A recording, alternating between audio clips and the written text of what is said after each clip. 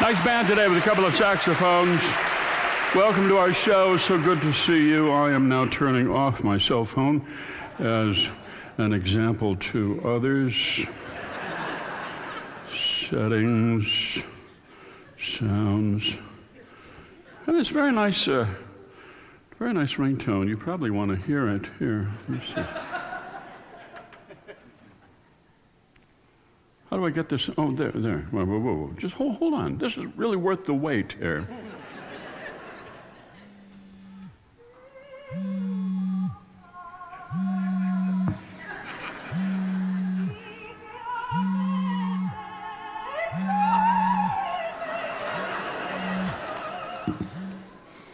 That's my wife singing to me there. So I really perk up. Really perk up. Okay, we're going to just close that down. Sorry, dear, but we got to do a show here. How do you work this thing? Doggone it. Where's my daughter when I need her? Okay, sounds off. Okay, sorry. We have a good show for you today. It's our annual, actually not annual. We do this like once every 2 or 3 years, our joke show. And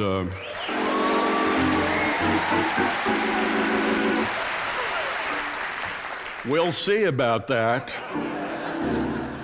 We'll see about that. We've come over to Minneapolis to do the joke show because Minneapolis is a city where people do laugh out loud. And we have experienced this in the past. In St. Paul, oh gosh, I love St. Paul. It's been in my home now for a long time. And but people there are a little cautious. You know, they don't want to be caught out laughing at something if it's not actually funny. So they wait until they hear laughter around them, particularly laughter from people from Minneapolis, and then they will laugh. And so it's sort of delayed. It's kind of has an odd sort of echo effect when you do a joke show in St. Paul. So that's why we've come over. We're so lucky to have with us a terrific Scottish band, and they are in between gigs in New York, and so they've come. They played in New York last night. They flew out here this morning, and such a pleasure to have them with Mike Katz playing bagpipe, the three-piece Battlefield Band. They're here from Glasgow.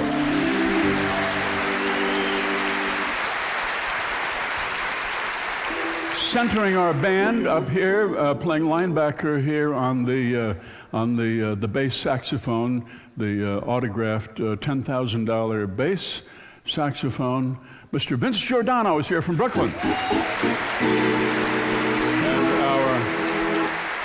And our band, does this band have a name or? The November Boys. Okay, all right, fine. Okay, good.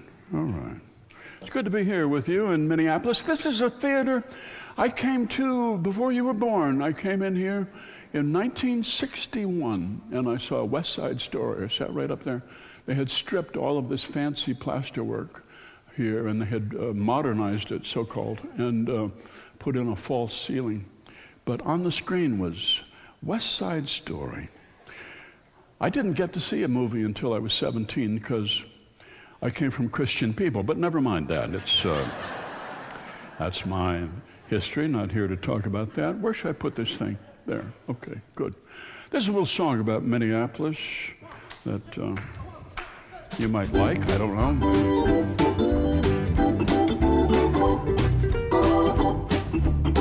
I recognize this. It's me, oh Lord, standing in the middle of St. Paul. It's me, oh Lord, trying to find my way back home. I'm on Grand Avenue between Summit and Lincoln, lost in the streets of St. Paul. Why did I ever leave Minneapolis? I always knew where I was. Aldrich, Bryant, Colfax, DuPont, Emerson, Fremont, Girard, Humboldt, Irving, James, and Knox, Logan, Morgan, Newton, Oliver, Penn, Queen, Russell, Sheridan, Thomas, Upton, Vincent, Washburn, Xerxes, York, and Zenith, streets numbered or alphabetical, everything in its place. Life is confusing enough as it is without introducing more chaos. And so we have a solar system and a periodic table of elements. The executive, judicial, and executive branches, 8 basic food groups. The Father, the Son, and the Holy Ghost, and the National and American Leagues, boys.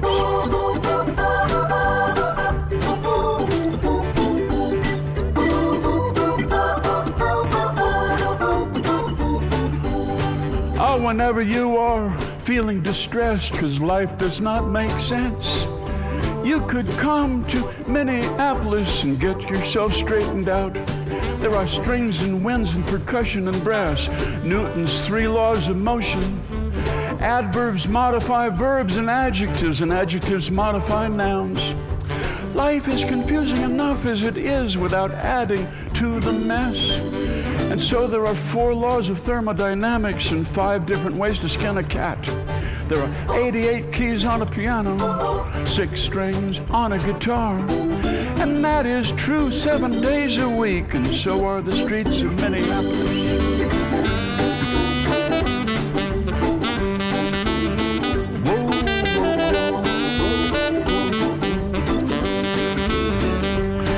I've traveled far from Minneapolis, lived in New York for a while. I got lost in London and Paris, and Copenhagen and Rome.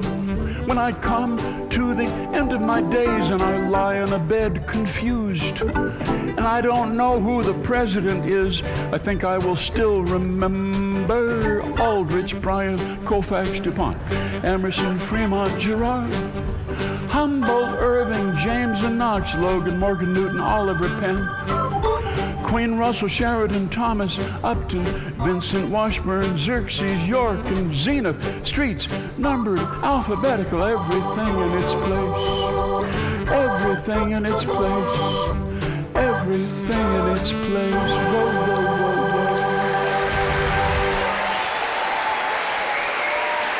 Thank you so much.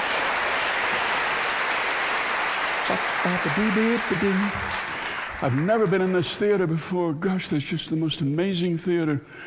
Minneapolis did this for its old picture palaces. In St. Paul, we tore them down and replaced them with parking lots. So much for the myth of St. Paul being the older, more traditional city. Not true. This is a fabulous place. Can you see the stained glass skylight up there? Can you see that up there? Yeah, I think that was torn out at one time.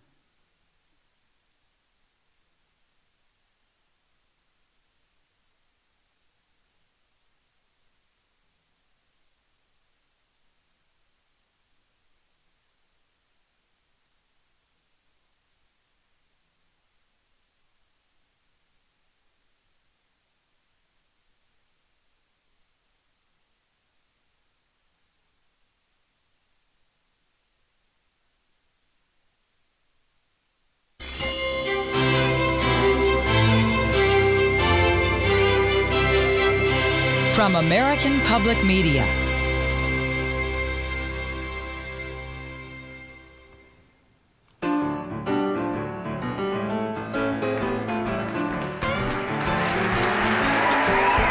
I hear that old piano from down the avenue. I smell the onions, I look around for you. Oh, my sweet, sweet someone coming through that door. It's Saturday and the band is playing.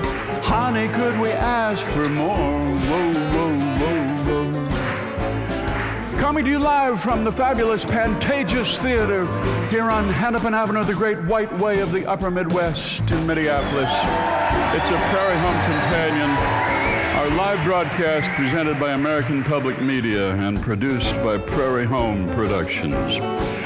With Mr. Rich Dworsky here at the keyboard and the November Boys Orchestra with Mr. Vince Giordano, the best looking man in swing music today, and his bass saxophone. Our radio acting company is with us, Sue Scott, Tim Russell, our sound effects man, Mr. Fred Newman. Tonight's show brought to you by Holiday Vacations London and Edinburgh Tour with special host Tim Russell, including airfare from over 100 U.S. cities, holidayvacations.net. And by Ford, giving drivers the efficiency of available EcoBoost technology and more. Ford, go further. Did I mention the radio acting company is with us? Sue Scott, Tim Russell, Mr. Dan Rolls, and our sound effects man, Fred Newman. I did already say that, didn't I? Did I mention Fred Newman is with us tonight? I think I did. Our very special guests come all the way from Glasgow, Scotland, with guitar, fiddle, and bagpipe. The Battlefield Band is here. Mike Katz, Sean O'Donnell, and Alistair White. I'm going to Minneapolis to do our big joke show. Winter is coming when we'll need a little laughter, don't you know? Oh, winter is a challenge here in the Midwest, which God sends for us, my friends, to bring out our very best. Very, very best. Whoa, whoa. It's our joke show. We haven't had one in a long time, and we've been looking forward to this. even as we savor those old jokes from the past, you know. Ole is lying and dying, and he says to Lena, I have a confession to make. I was unfaithful to you. And Lena says, I know, Ole, and I have a confession to make that I was the one who poisoned you. The professor of linguistics, who says in English, a double negative becomes a positive, but there is no language in the world in which a double positive can be a negative. And from the back of the room, somebody says, yeah, right. Jokes. Some tasteless jokes and some dumb jokes, some third grader jokes, and all kinds of jokes.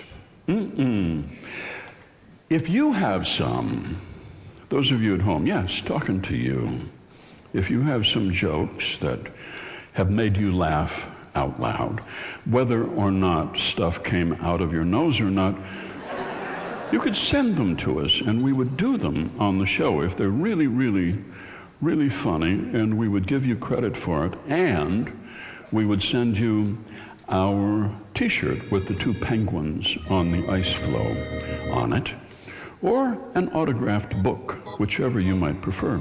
You can send them our way through our website, which is prairiehome.org, and right there you'll see an enormous icon where you could send us a little thing. And if you want to attach a greeting to somebody you know, we'd be glad to do that too, if we use your joke, such as...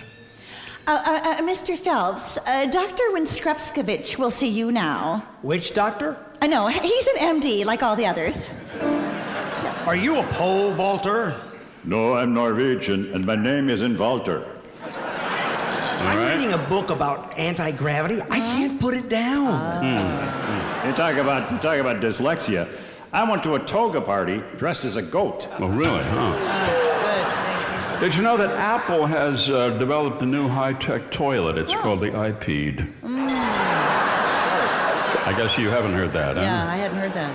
You know, I called up SeaWorld, and I got a recorded message that said, calls may be recorded for training purposes. Oh. Porpoises, you know, like, yeah. So a man called the police dispatch and said, look, I found a suitcase with a cat and 4 kittens in it in the forest. Oh, that's terrible. Are they moving? Well, I didn't ask that, but it would explain the suitcase. You know, I told my friend that she drew her eyebrows too high. She looked surprised. I mean, why do these ballerinas all dance on their toes? Why don't they just get taller women, you know what I mean? Sure. Jeez. Okay, so what do you get when you cross a joke with a rhetorical question? Give up. Oh. What? You're so ugly, when you go to the zoo, you need 2 tickets, one to get in and one to get out. I realized I haven't done the hokey pokey in over 30 years. I guess I forgot what it's all about. I guess so. Yeah. You know, the only time incorrectly isn't spelled incorrectly is when it's spelled incorrectly. It's kind of a English major joke, kind of a... A magician was driving down the road and then he turned into a driveway. Wow. Just wondering, in the Miss Universe pageant, why are all of the winners from Earth? Isn't that strange? Yeah, that's Okay, so Smokey the Bear's wife wants to have kids, but every time she gets hot, he hits her with a shovel. Oh. Remember. What did Salvador Dali like to eat for breakfast? I don't know. Cereal. What do a dwarf and a midget have in common? Very little. Right. So a pickpocket stole the midget's billfold. Right. Well, hard to believe someone could stoop that low. Yeah. Okay, what does IDK stand for? I don't know. OMG, nobody does. I'm sorry, what was that again? OMG, nobody does. About what? IDK? IDK. Oh, IDK. I don't know. I don't know. OMG, nobody does. Now I get it. Okay, moving on. I see the band back here. Will they play anything I ask them to? Oh, yeah, sure, of course. Well, ask them to play Pinochle, okay? Oh, We'll okay. get to them in a minute. A salesman knocks on a door and a little kid answers. Yeah. The kid's got a cigar in one hand and a beer in the other, and the salesman says, "Are your parents at home?" And the kid says, "What do you think?" Sherlock Holmes comes in carrying a box of lemons. Dr. Watson asks, Where did you get those? "A lemon tree, Dr. Watson, a lemon tree." Oh, I'm so sorry we included that one. Oh, that is painful. Jean-Paul Sartre is sitting at a French cafe, and he says to the waitress, "I'd like a cup of coffee, please, with no cream." The waitress replies, "I'm sorry, monsieur, we are out of cream. How about with no milk?" Think about it. Ole's best friend Sven snuck over to Ole's house when he was gone, started fooling around with his wife Lena. What? Yeah, the phone rang and Lena answers it. She says, "Oh, hi. Oh, Ole. Oh, okay." Hangs up. Sven says, "Holy cow. I suppose I better get dressed and hightail it out of here." "Oh, take your time. Ole said he was playing cards with you." Okay. So a Native American chief has 3 wives, okay? Okay. And so the first one lived in a teepee made out of bear skin, and she bore him a son. And then the second lived under a buffalo skin. Buffalo skin? Yes, and she also bore him a son. Right. And the third lived in a teepee made out of hippo skin, and she gave birth to twin sons. Okay, got it. Okay, therefore, the squaw of the hippopotamus is equal to the sons of the squaws of the other 2 hides.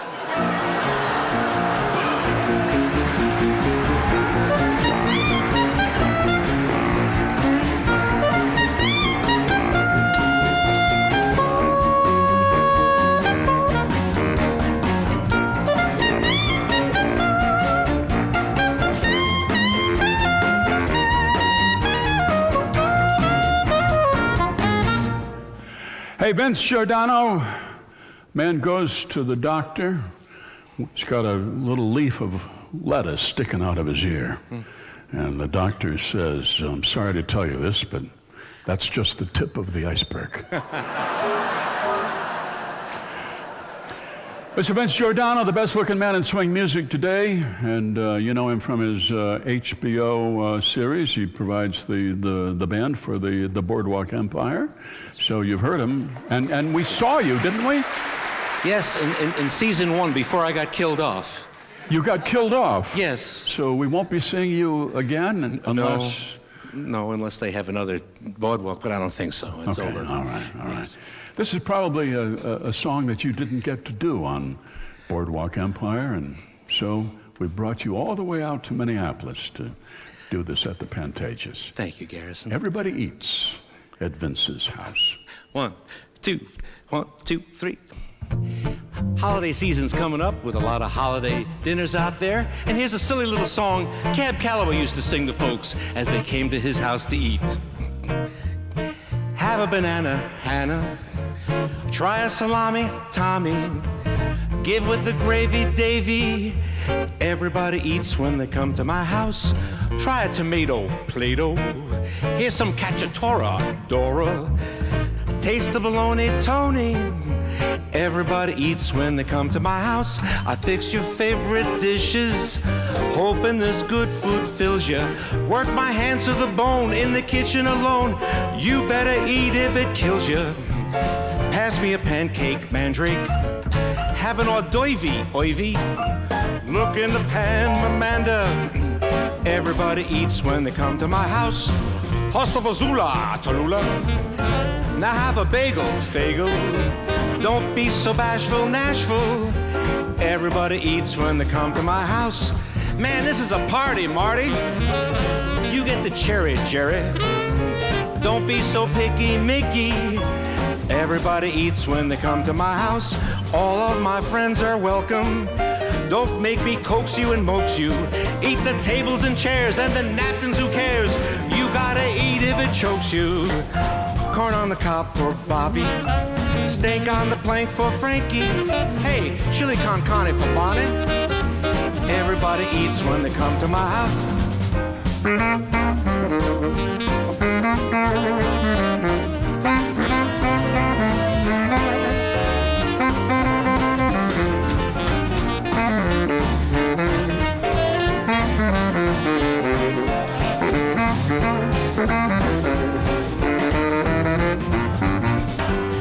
and rice for Liza.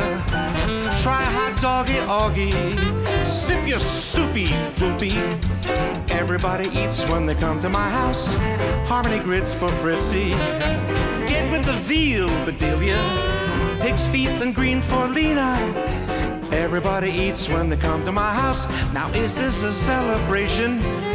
There isn't any question. For I worked all night. Don't just take one bite.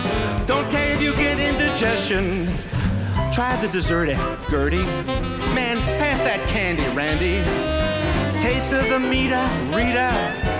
Everybody eats when they come to my house. Now Hannah, Tony, Liza, Davy, Tommy, Barney. Everybody eats when they come to my house.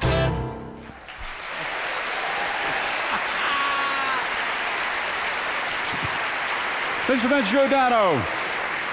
Everybody eats there at Vince's house. So, why is the joke show this year on Halloween weekend? Why would that be? Well, here's why, right here. At last, after years of work in my laboratory, it is time to see if my great experiment will work. Igor! Yes, master. Attach the wires to the creature's head. Yes, master, right away. And now I will throw the switch. And again. Igor, he moves. Yes, he moves. I have done it. I have created a living human being.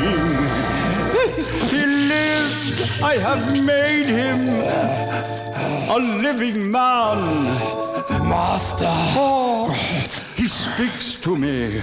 Oh, Master, I am so ugly. I look like I've been bobbing for French fries. Wait a minute. How did this happen? I'm so ugly, if I walked into a bank, they would turn off the cameras. Oh, no! Make him stop, Igor. I'm so ugly, I would make onions cry. No! I have created a comedian. Why is a chicken cross the road? Go away! Go! How many monsters does it take? I don't want to know! Go! Leave! I don't want you! Rejected by his creator, the monster went on a rampage through the village. And the doc said, give me some chapstick and put it on my bill.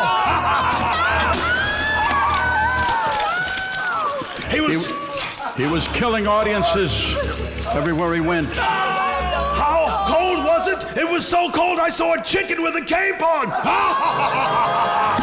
He became a pariah. Everywhere doors were slammed in his face. He told jokes, of course, because his heart was broken. Constipation, no problem. Run around and around until you're pooped out. And at last, abandoned by everyone he knew, cold, hungry, he wandered through the woods, and he came to a little hut where an old blind man sat playing his violin.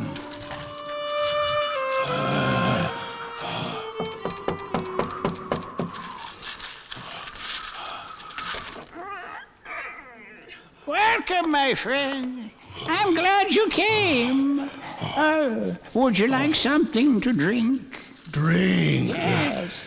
Hey, this grasshopper walks into a bar and the bartender says, did you know that they have a drink named after you? And the grasshopper says, is that right? Why would anyone name a drink Bob? Oh, yeah, okay.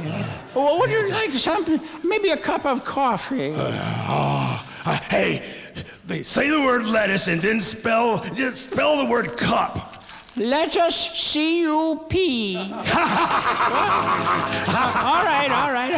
How about some food, then? Food. Yes. Hey, two cannibals are eating the body of a clown, and one cannibal says, does this taste funny to you?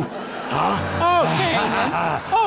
Would you like me to play my violin? Violins? So why are violins smaller than violas? What? They just look smaller because violinists' heads are bigger. All right, now you've done it. I've had enough.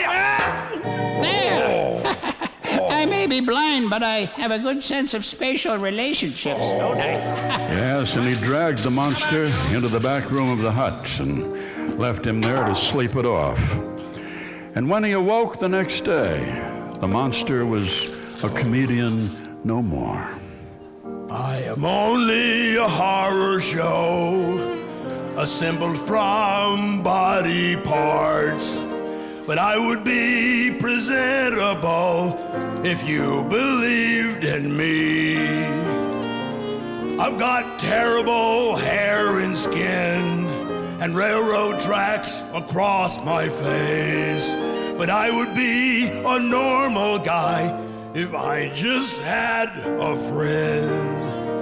Without your love, I'm ugly, I confess. Without your love, I'm a mess of monstrousness. Hey, that's very good. Hey, maybe we could be a team. You know, I should introduce you to my friend Birdie. Hello. Come on in, Birdie. Yes, Here she hello, comes. hello. Oh, and that's her seeing eye dog, Buster. Oh, my. I heard you singing. Take my hand. I love this song. I feel your warmth. I sense you're near, And it's so clear that you could cheer me up, my dear. Oh, what a beautiful voice you have. A man who sings like that could park his shoes under my bed any old time. But here, let me feel your face. No, not yet. Oh. I've got a skin disease. I may need surgery. But I would be in ecstasy if you would marry me. And so he became a singer, and he found love, which is every comedian's wish. And she did her very best to make him happy. You know, those leather pants and shirt, that whole style is so over. Plus, which they're all stained with blood and gore. Oh, yeah. And that big club with the nail sticking out. Oh, ouch! Watch yourself. What is that all about? No, I really love that big seam on your face, though. You're really attractive in a rugged way. But you seemed hunched over and sort of leaning to your left. Have you ever tried stretching? I could show you some exercises. Here. So, we were happy together. And he never had to tell jokes ever again. Happy, well-adjusted people don't tell jokes, you know. Just troubled people with unhappy childhoods. Embittered elderly people, like myself. Yeah, for our 10th anniversary, my wife and I, we had dinner at the Ocean View restaurant because the wine selection was good. And for our 15th, we went because we liked the seafood dishes. And for our 25th anniversary, we had dinner at the Ocean View because it was quiet. And for our 50th anniversary, we went to the Ocean View because it was wheelchair accessible. And for our 60th anniversary, we went to the Ocean View because we'd never been there before. It's our joke show. That's what we're doing here, if you were wondering.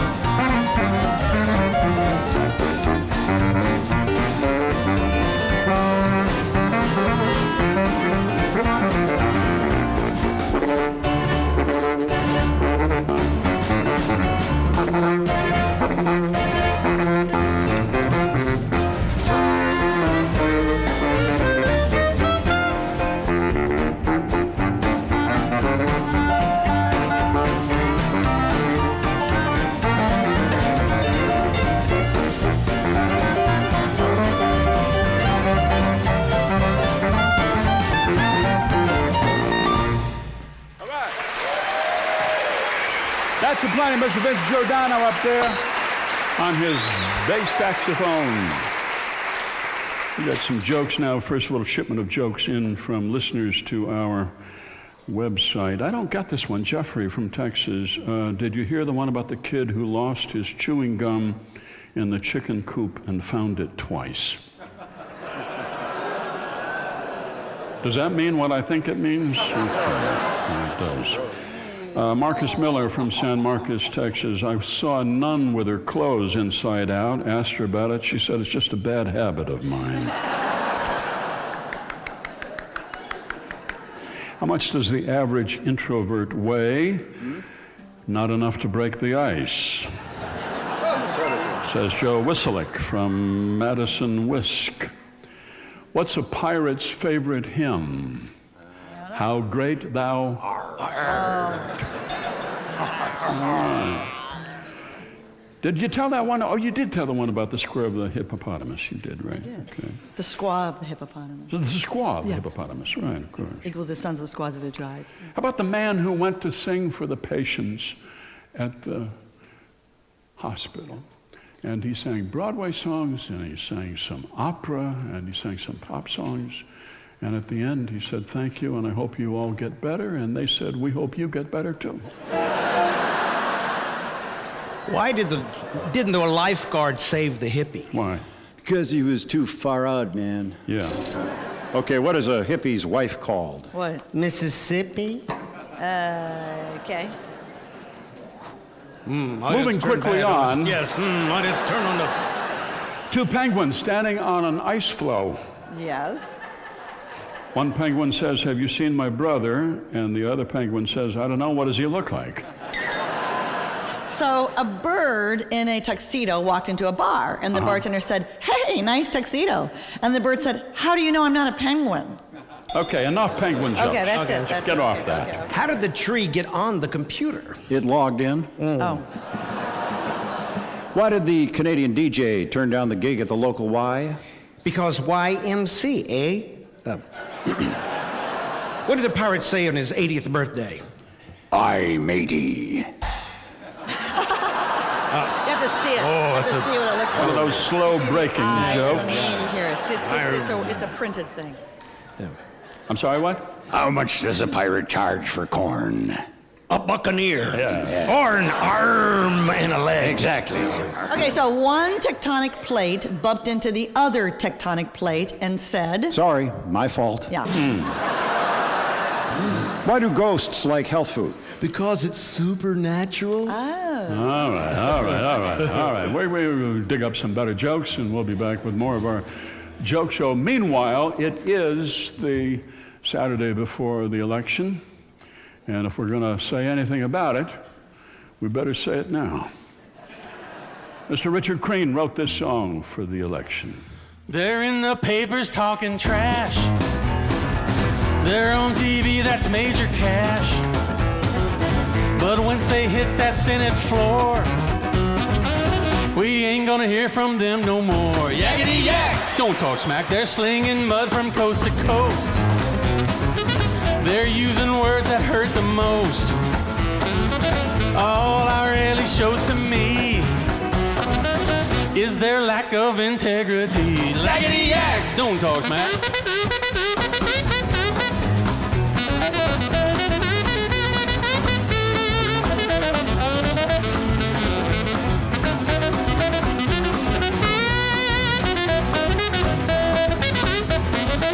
They moved to Washington, D.C.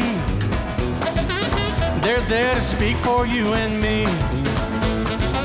But they get caught up in that game and all come out sounding the same. Yakety yak! Don't talk smack, I just can't wait until the ads are done. Then television might be fun. But in 2 years there'll be some more. Batten the hatches, lock the door. Yakety yak! Don't talk smack.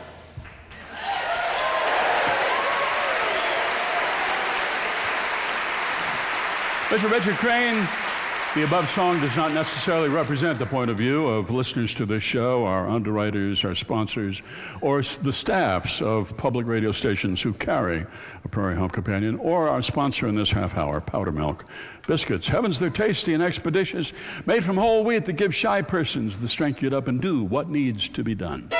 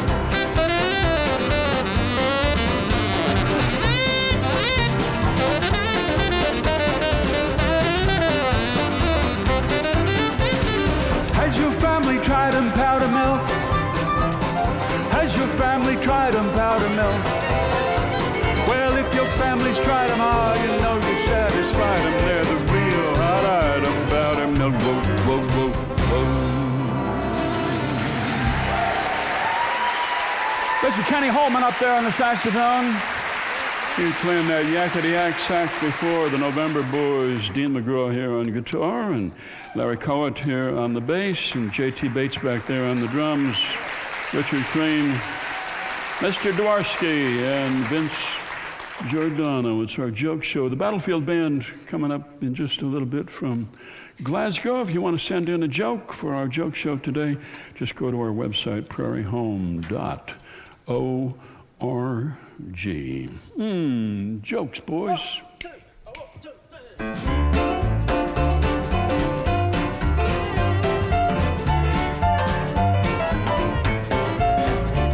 One morning the devil, he came to church in a burst of smoke and flame. He ran up and down the aisles, he said, Beelzebub is my name. I am evil incarnate, the object of all your fears. The old man said, you don't scare me at all, been married to your sister for 43 years. A man walked by the insane asylum, they were yelling, 21, 21. He looked through a hole in the fence and it sounded like they were having fun. He peered through the hole in the fence to see what crazy people do, and they poked him in the eye with a sharp stick and said, 22, 22. Well, my daughter brought home a boyfriend with great big ugly tattoos and long black greasy hair, and Lord how he loved the booze. I said, darling, I'm sure he's nice, but something makes me nervous. She said, he's extremely nice. He's doing 500 hours of community service.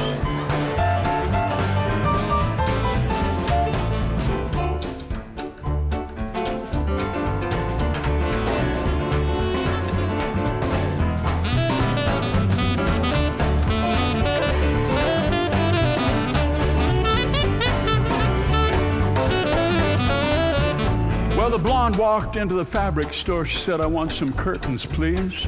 It's for my computer screen. And the clerk said, excuse me, curtains for your computer?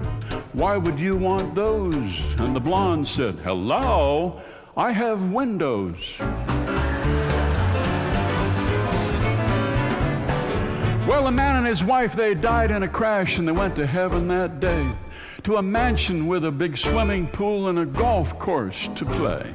The man said to his wife, I really hate you. You know, if you hadn't made me quit smoking, could have been here years ago.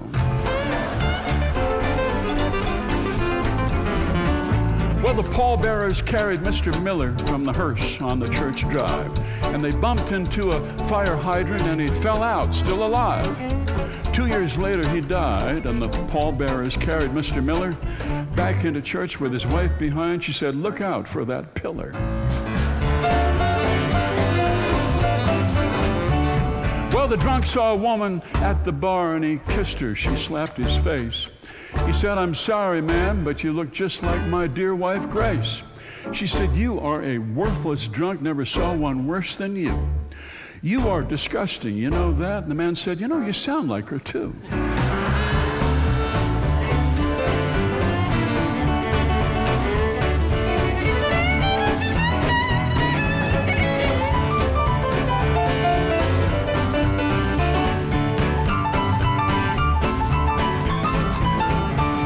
Well, the woman, she went into labor, and she started to yell and pant. Couldn't, wouldn't, didn't, hasn't, shouldn't, won't, and can't. The man called up the obstetrician. He said, "Isn't it time to take some action?" The woman cried, "Don't and isn't." The doctor said, "It's just contractions."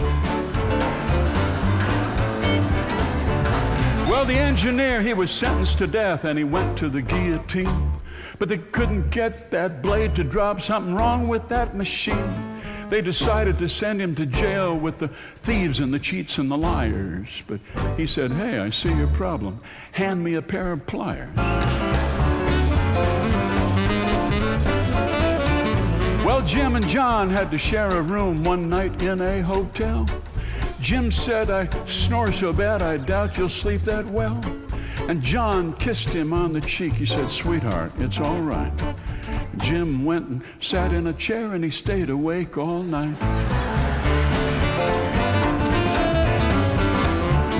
Well, darling, you've always been with me on life's long bumpy ride. Through sickness, hair loss, bankruptcy, you've been here by my side. My heart attack and the house burning down that night that the lightning struck. And liver cancer, and now suddenly I'm starting to think that you're bad luck. Well, two nuns ran out of gasoline. They simply had forgot. So they had to walk to a gas station, and all he had was a chamber pot. He filled it up, and they took it back, and they poured it into the car. And a farmer saw and thought, "My God, what women of faith they are. What women of faith they are. What women of faith they are." Whoa, whoa.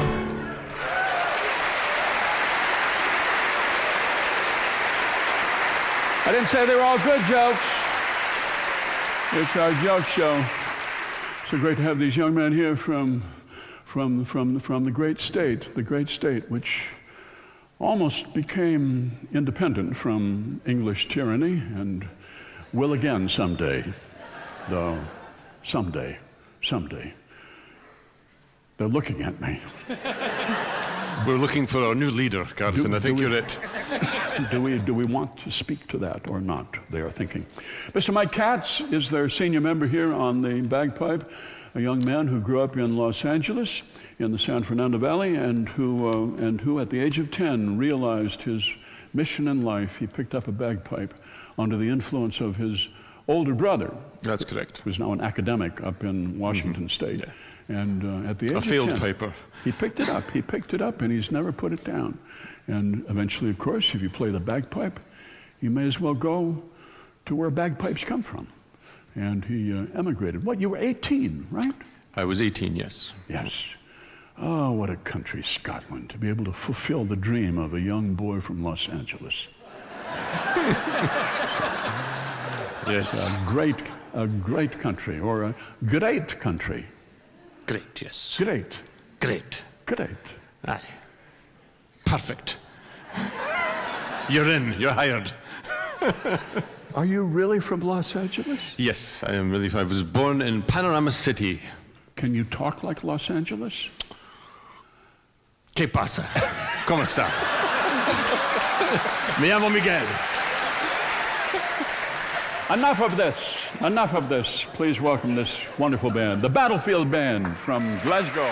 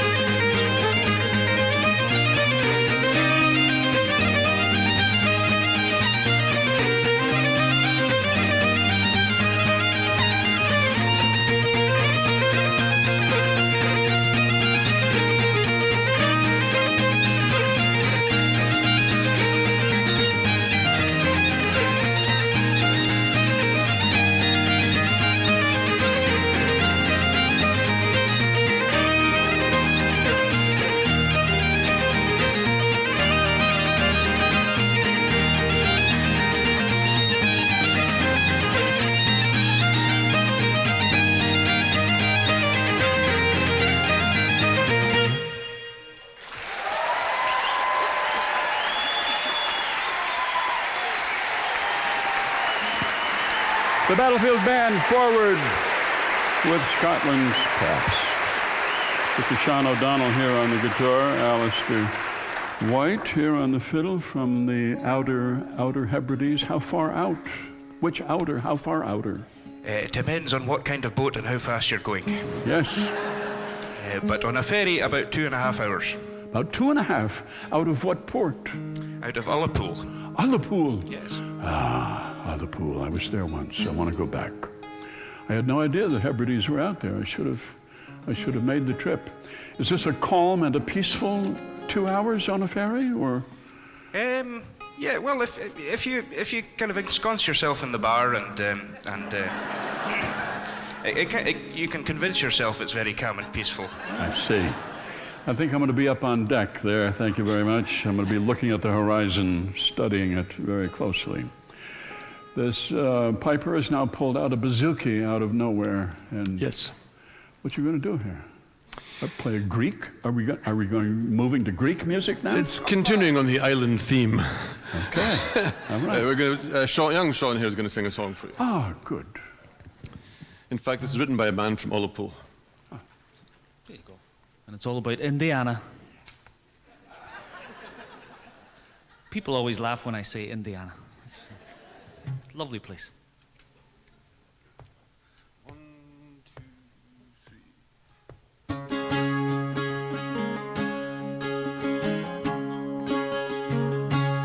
Fare thee well, Indiana. Your green land's been good to me. There I traveled and I settled. There I raised up my family. But the cord has never severed, and the longing each day has grown. So tomorrow I'll be leaving for the land I call my home. All my friends say that I'm crazy, going back to such poverty. America, they all tell me, is the land of opportunity.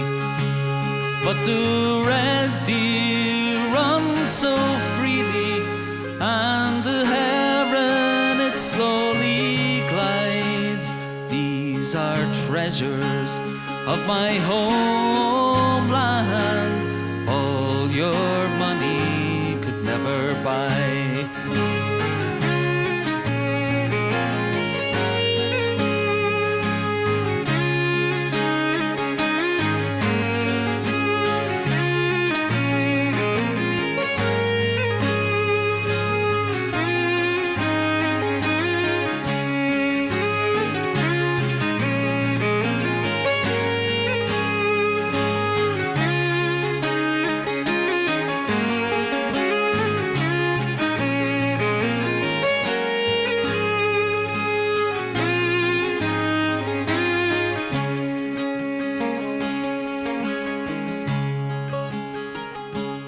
As our ship lies in the harbor, I will look back upon your shore, and I'll feel sorrow to be leaving your green land forevermore.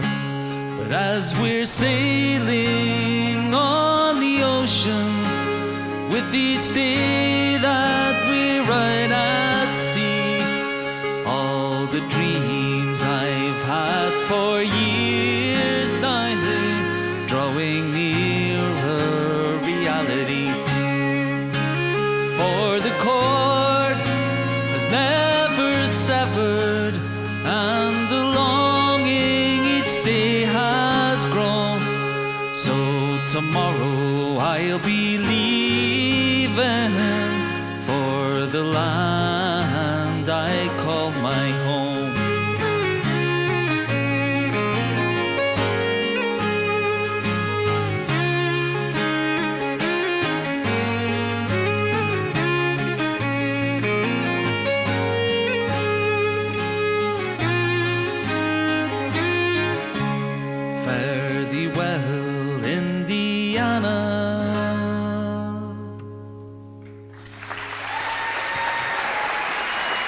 That's all. John O'Donnell, the Battlefield Band. People from the audience have sent up some jokes. Did you hear about the constipated mathematician who worked it out with a pencil? Marriage is like a deck of cards. In the beginning, all you need is 2 hearts and a diamond. By the end, you are wishing you had a club and a spade. Happy birthday to my husband of 26 years, Lars, from the teller of that cruel joke. How many librarians does it take to change a light bulb? Look it up. Happy birthday, Tom. You hear about the ATM with an addiction problem. It suffered from withdrawals. Happy birthday to Craig, who's sitting in the audience right next to her. Why do demons and ghouls hang out together? Because demons are a ghoul's best friend. Let's bring up our radio acting company here. A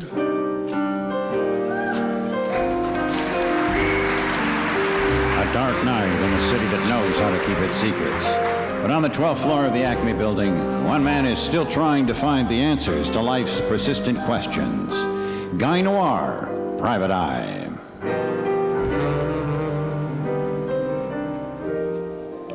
It was November. It had turned cold on the northern prairie. The geese were heading south.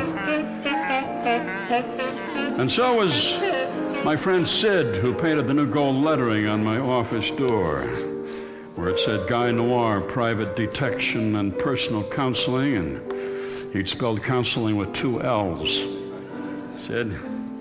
Counseling has just 1 L? Yeah, right, counseling, just the way it sounds there. Oh, well, what the hell, huh? Yeah, right. Anyway, I'm off to Miami on Sunday. November 1st, me and the missus. Right. We booked 5 months at the Starfish 5 Hotel. mints? You get 5 mints at the You Witch get those Motel? free on the pillow there at the Really? Starfish Hotel at Biscotti Bay. Biscotti Bay, you know, I read about that, yeah. That's where they have those big jellyfish that give off a transparent fluid. If you step in it, it causes paralysis for 48 hours, yeah. Well, people don't care. You know, Guy, people don't care about 1 L or 2. Maybe some elderly English major Well, I will. care. It makes me look like a dope. Anyway, I would wear rubber boots, high boots on the beach if you go down Okay, there. well, thanks. By the way, your fly is open? Did you know that alligators can run up to 45 miles an hour in short bursts? Keep that in mind, okay? I had no idea. Thank you. Okay. So I checked my messages, hoping for some cases to come through. It's been a long time. Yeah, Mr. Noir, it's Hank from the Boys Club. I want to thank you for coming over on Career Day and talking to the boys about detective work. But some of the parents were upset about what you said about hitting somebody where it really hurts bad. So if you could write us an apology, I'd really appreciate it. Yeah, Mr. Noir, this is Elaine at Acme Cleaners. Say, we were not able to get the snack dip out of your cummerbund. I'm wondering if you want us to try an acid bath, or we could maybe take it down the river and you could beat it on the rocks or something. Anyway, could you give me a call, please? Mr. Noir, it's Craig Gromit downstairs in the law office. When you roll your chair around up there, it sounds like the New York subway. We're preparing a cease and desist order if this keeps going on. Oh, boy. Yeah, come on in. The door's unlocked there. Yeah, come on in. Thank you. Mr. Noir? Right, yeah. Have a seat there, Oh, thank sir. you very much. Yeah, Thank you. Close the door, thanks. Look, What can I do for you? My name is Mitch Pritchett, and well, I don't know why, but I'm trying to work up a comedy act for open mic night. I'm a little nervous about the whole thing. I see that. Actually, I think I'm about to lose my lunch. Look, could you help me come up with some good jokes? You know, frankly, I've never told jokes before in my life. Mr. Pritchett, why are you doing this? Well, you know, it's my girlfriend, Gina. She wants me to lighten up, you know, be funnier. Otherwise, it's goodbye. You know how that goes? Open mic night at a club. I mean, it's as grim as it gets. I mean, it's like a multiple funeral service. Oh. What do you do for a living? You know? Oh, I'm a funeral director. Oh. Actually, truth be told, assistant funeral director. There's your material right there. Really? Funerals. A lot of great jokes. You know, I've never heard any. It's funny. No, like I'm sorry and I apologize mean the same thing, but you shouldn't say I apologize when you're at a funeral. I don't think that's going to work, no. Okay. How about the funeral director who had to deal with the widow who at the last minute changed her mind. She wanted her husband buried in a blue suit, and not a brown Not a suit. brown And suit. that day, a body was shipped in from Chicago, a guy in a blue suit. So what, he switched suits? No, he switched heads. Oh, jeez, I can't tell that one. Are you crazy? That's not going to work. Can't tell that one, huh? No, not at all. How about the one about Ole and Lena? Ole dies, and Lena calls up the funeral director. He asks for the address, and she says 433 Eucalyptus Avenue. Mm-hmm. And he says, how do you spell that? And she says, how about I just drag him over to Maple Street? You can come and get him there. All right, well, thanks for your help anyway. I don't think so. I'm not so. I went down to the 5 spot where this open mic night was being held for some reason. What's going on, Jimmy? Oh, It used to be a nice bar. Well- When did you bring in the comedians here? Well, Guy, Monday nights were kind of slow, so we're doing some special events. Yeah, there's wet T-shirt night for men over 60. There's comedy night, and tomorrow night is vacation trip slides night. So if you have any. So I sat down, I had a ginger ale, and I watched a few comedians. Yeah, my wife says I drink too much. Or is it not enough? I forget. I keep a picture of her in my billfold, and I keep tossing back shots, until she starts to look beautiful, and I cry, and then I go home. Anyway, I got loaded last night, and I went down to the cemetery, and I found Aaron's gravestone, and I knelt there, and I cried my eyes out. Never met him. He was my wife's first husband. I cried, why did you have to die, Aaron? Why? Anyway, I suppose you're wondering why I'm wearing these pearl earrings. Well, I'm wearing them ever since my wife found them in the front seat of our car. One amateur comedian after another. Yeah, you ever notice how men and women are different, huh? That's really something, isn't it? Huh? What about this election, huh? You following that, huh? Okay. Hey, did you hear about the nurse who caught Ebola? That was quite a story, wasn't it? Right? Huh? Anybody? Okay. So, the Giants won the World Series. I was in San Francisco once, back in the 60s. Remember that? Anyone? Anyone now? Okay. Hey, hear about this ISIS bunch running around in Iraq. You know what they say about Iraq? Am I right about that, huh? Okay. Well, I see that the economy has been in the news lately. You know the difference between an economist and a circus clown? Anybody? No? Anybody here? It was kind of a quiet crowd at amateur comedy night.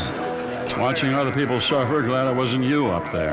Okay, so I'm really down. Okay, I'm like in the pits, I had to take the bus here tonight. The bus, really. How many of you out there took the bus, huh? Nobody, right? No, you didn't. No, you didn't. No, I had an 82 Chev with a rag for a gas cap and a hefty bag in the passenger window, which my boyfriend broke, throwing beer bottles out. But, whatever, it drove okay. And then he sold the car for gas money. Not really. Can you believe that? Then he sold the house to pay off the mortgage. What a dope. It's hard to believe he beat out 1 million other sperm. You know what I'm talking about? So, okay, I was broke. So I turned to the Bible for some comfort, and I had opened up to Matthew chapter 11. Get a chapter 11? Yeah, hello? Anybody? I'm a human being here, people. I got feelings. And you know what's wrong? You know what's wrong with you? You're dumb. That's it. You don't get it. I stand up here. You know what I hear? I hear the ocean. Okay, let me tell you something. I'm going to go far, and I'm starting right now. So bye-bye. Adios. Bye-bye. Well, go on up there, Guy. Give it a shot. What do you say? No. Yeah, you'd be great. Go ahead. No, what, you think so, really? Yeah, sure. Tell him your duck hunting story, Or tell him the one about the Irishman at the cemetery. Yeah. Or the Father Flanagan story. That always kills. Really? Yeah, sure. Boy, you're tempting me here, Jimmy. Oh, come on. They'll love it. They'll pee in their pants. Really. Come on, go on. Well, I was just about to do it, and then she turned to me and she said, Hey, what? I can see you're just about to go on stage. Don't. No? Why not? Well, you spilled your drink in your lap and you have a big wet spot on your pants. I turned. She was tall. She was beautiful. She was dressed in a silvery lame gown so tight you could follow the movement of red corpuscles in her bloodstream. You could see her ribs, all of them. She was a woman you wouldn't need to frisk her for weapons unless you really wanted to. So don't go up there, okay? Okay, I won't. Haven't I seen you someplace before? Yes, that's why I don't go there anymore. Uh-huh. Can I buy you a drink? I think I'd rather have the money. Uh-huh. Will you go out with me this Saturday? Sorry, I'm having a headache this weekend. Uh-huh. So what do you do for a living? I'm a female impersonator. Oh, really? Really. So you're sure about that? Positive. Okay. A dark night in a city that knows how to keep its secrets. But one man is still trying to find the answers to life's persistent questions. Guy Noir, Private Eye.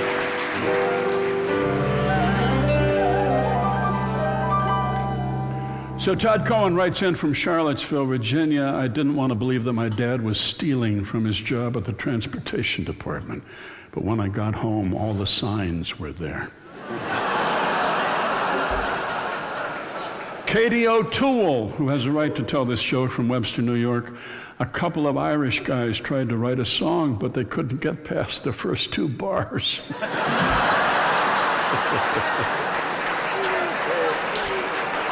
Oh.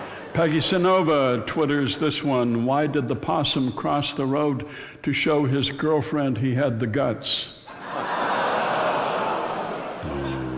Oh. Okay, all right, okay. I get the hint. So the elevator didn't feel well. He felt he was coming down with something. I see. Hey, you heard about the Cyclops who shut down his school because he had only one pupil. Oh, yeah, I guess that's Here's a question. What's the difference between a saloon and an elephant fart? What's that? One is a bar room and one is a barroom. Exactly. Okay. What do you call a man with magical pee? A wizard. How do you split Rome in half? With a pair of Caesars. Mm-hmm. Oh. Okay, how do you keep bacon from curling in the pan? How? You take away its tiny brooms. Curling brooms. Canadian joke. Okay, good. So what did the Pink Panther say when he stepped on an ant? Dead ant, dead ant, dead ant, dead ant, dead ant, All right. dead ant. Very good. Do you know the worst time to have a heart attack is during a game of charades? Bingo. Why do melons get married in church? Because they cantaloupe. Of course. What rock group has 4 men that don't sing? Mount Rushmore. Bingo.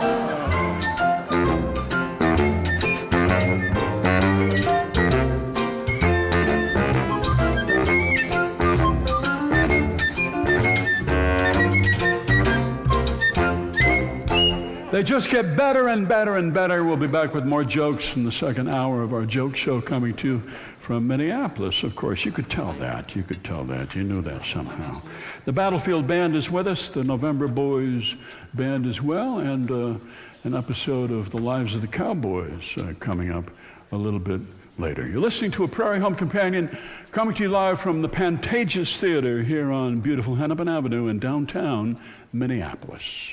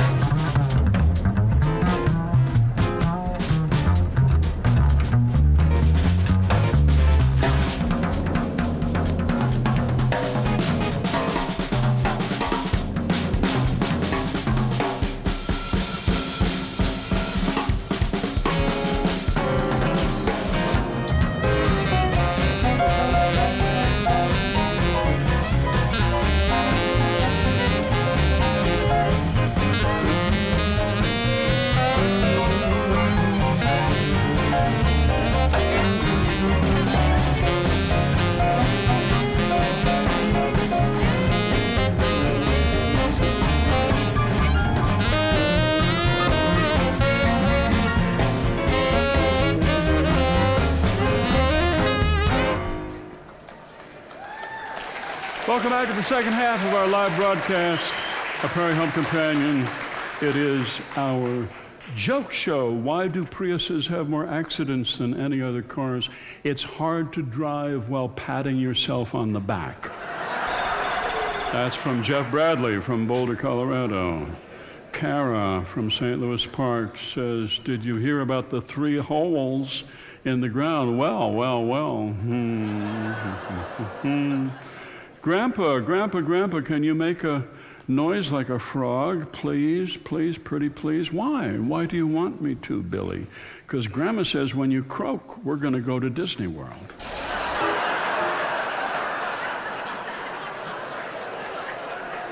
How can you tell a joke like that about older people? I just don't get it. How many psychiatrists does it take to change a light bulb? Only one, but the light has to really want to change. June Kelly wishes a happy 90th birthday to herself, actually. Did you hear about the red ship and the blue ship that collided at sea? All the sailors were marooned. Hello to Mark and Heidi and Matt, who are at this moment driving from Iowa to the Twin Cities. Be careful, be careful. What did the big tomato say to the little tomato who was falling behind? Catch up. Happy anniversary. Aaron, did you hear about the construction worker who got his whole left side of his body cut off? He's all right. Ooh. Are these jokes funny? What is this? Winter is just around the corner, and winter is just fine as long as you have something wonderful to look forward to, and we on a Prairie Home Companion are looking forward to our 7-day voyage of the Eastern Caribbean, sailing out of Fort Lauderdale on March 14. Remember that. Mark it on your calendar, March 14, so that you can experience intense envy on that day. Going off to San Juan and Phillipsburg, St. Martin, the Bahamas, and come back a week later. A week is enough. That's all you need away from winter. Story Hill will be with us, and steel drummer Mickey Mills, Robin and Linda Williams, Paul Seabar, and many, many others. And you can get all the information you need at prairiehome.org, which is also where you can send in some jokes, if you like. This is a song I wrote after I was in Starbucks this last week. At Starbucks, you order plain black coffee. I do, to save the barista all the trouble of making a latte. And if she's a woman, I always order a scone, just so I can hear the barista say, "Would you like me to warm your scone?" They don't offer to warm a donut or the banana bread or the cupcake or the apple fritter, just the scone, and they all use that same phrase, "Would you like me to warm your scone?" It's a wonderful thing to hear in the morning.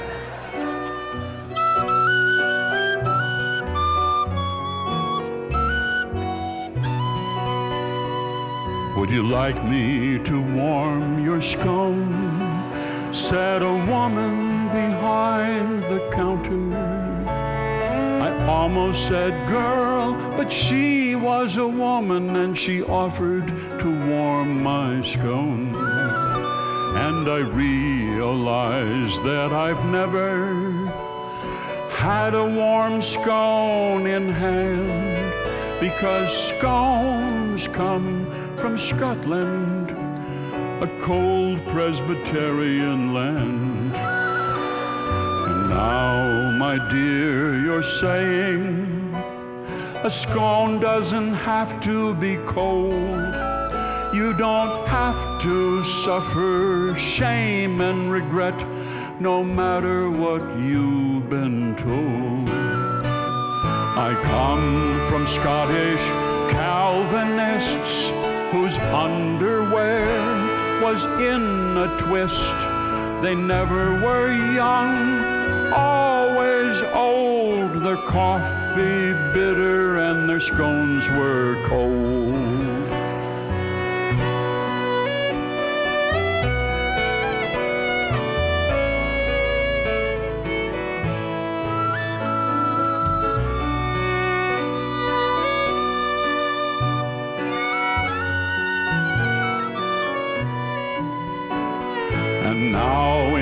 Starbucks coffee bar, a woman tells me how things are.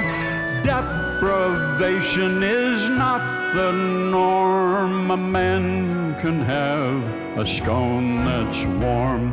And how about you? Do you have a scone too? A blueberry scone that makes you blue. We could turn out the lights and close the doors. You could warm up mine, I'll warm up yours.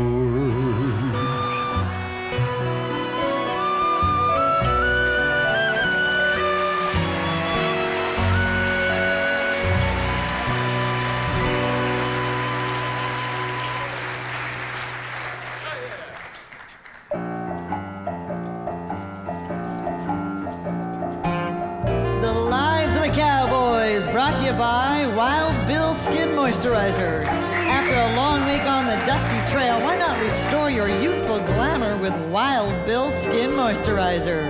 And now, here's the lives of the Cowboys. All right. Here we are, Dusty Lost Hombre Saloon. Yeah, that's that's the right. most festive name for a bar room, is it? No, it ain't. Odd to find it here in a town in Kansas, Euphoria, Kansas. Yeah. Well, the way I see it, whiskey is whiskey, partner. Yeah. That's what I'm here for, not literary illusions. Hey, barkeep. Yes, what you want, cowboy? Give me a beer, would you? All right, now you want our local artisan beer on tap, or you want a bottle of this generic stuff that tastes like horse urine? Yeah, okay, I'll go for the artisan. Okay, one glass of Wistful Vistas coming up. Wistful what? Wistful Vistas. Yeah, skip that. Glass of rot gut whiskey, please. All righty, and you, sir? Sarsaparilla. Well, coming right up. What happened to the piano player? What's he on break or something? No, he's on strike. He's in sympathy with the dance hall floozies. Oh, the floozies are on strike? Yep, Amalgamated Floozy Local number 23. They've been out since September. The girls want to be hired on the basis of seniority, and management wants to hire them on the basis of juniority. Oh. So... That's a tough one there. It is. Excuse me there, mister. How come you're not drinking whiskey like your partner over there? Uh-huh. How come you're interested there, mister? Well, I'm a reporter for the paper, the Euphoria Bugle. You're the first root beer drinker I've seen in town, and I've lived here 27 years. Oh, I see, Well, let me ask you this. How come they named this town Euphoria? Well, gave them a sense of hope, I guess. It gave something Okay. Hope so. The reason I don't drink is that life out on the trail is hard enough, I tell you. Yeah. Makes you desperately lonely and at the same time profoundly unattractive. No. That's enough cruel irony without adding stupidity to the mix. You know what I mean? Yeah. You mind if I quote you on that? Go right ahead. When does the paper come out? Monthly. Oh, well, that's fine. I'll be going by then. Sure. Okay, where are you headed? Oh, San Antonio. Oh. Beautiful city on the San Antonio River. What's going on there? What's going on? What's going on there? Life. Oh. Life. It's where people know how to live. Not like up here where you have to struggle and scratch for everything you need. It's just one thing after another. What? What's going on? That sounds like Desolation Dam. Sounds like a terrorist. Yeah. Who's that? What's he doing? Whoa! Okay, you namby-pambies and pillow throwers, listen up. This is me, and I can whip any one of you cake eaters and English majors in this saloon. I'll take you on one at a time, all at once. Your choice. You tangle with me, and you're about to enter a world of pain. Hey, you. Oh. You. What? I don't like how you're staring at me, mister. You'd rather I ignored you? I don't like your attitude. Oh, yeah? You're not from here, are you? You got that not from here attitude that I don't like. All right, now, easy, Dan. Let's not start something now. Now, what can I get you to drink?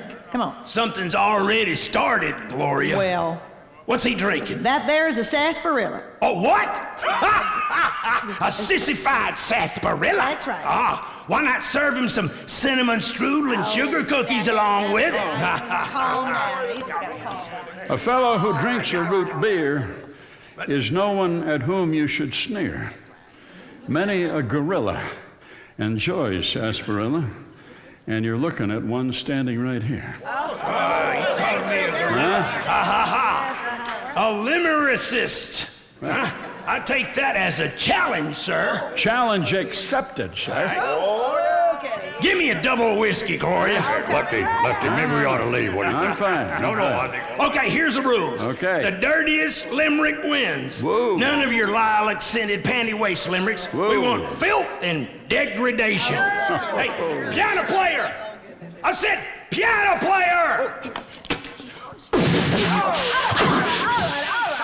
Hey, right here, Dan, what you want?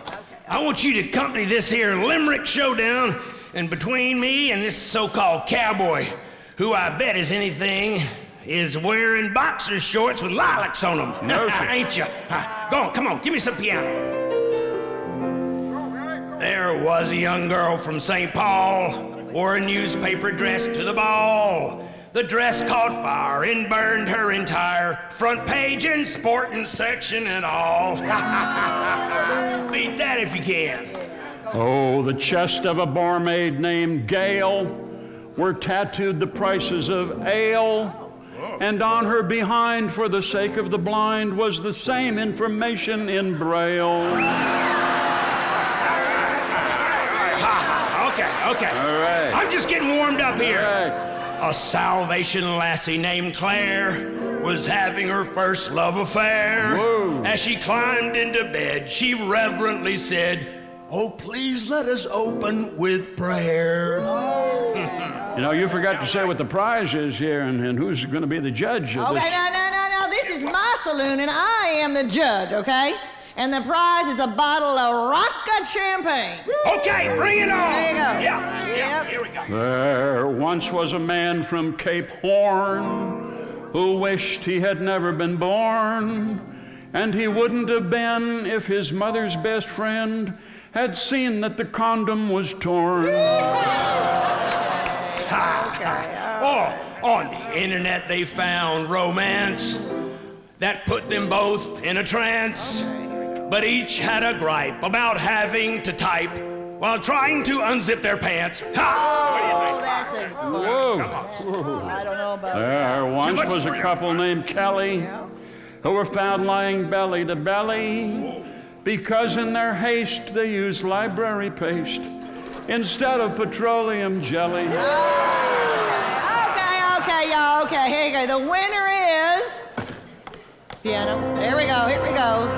The Cowboy Lefty. That's What? It. You gotta be kidding. No. All right. And the champagne goes to you, Dan. Now hold still. Here it comes. Oh my.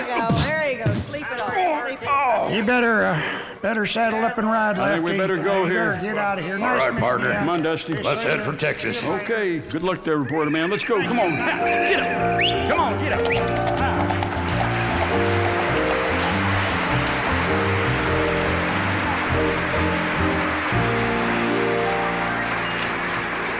Oh, we've got some man walked into a bar jokes coming up. There are a lot of light bulb jokes out there. We're very short on musician jokes this year. I guess we've heard almost all of them. Are there any mandolin jokes, Mr. Richard Kriehn, whatsoever? The only mandolin joke I've ever come across was one from Jethro Burns. He said he said with mandolin you spend half your time tuning it and the other half of your time playing it out of tune. Because there's 8 strings and they're doubled. That is a joke, right? It is supposed to be a joke, yes. It is supposed to be a joke. There is truth in that joke? That's what I was told, yes. Okay, you were told, okay. About the Canuck joke, we're going to do some, lots of those. We will. A whole bunch of them came in. They begged to be put to music. This is the way you might have heard it in the Catskills about a couple generations ago. All right. Mr. Richard Dworsky. 1, 2, 1, 2, 3.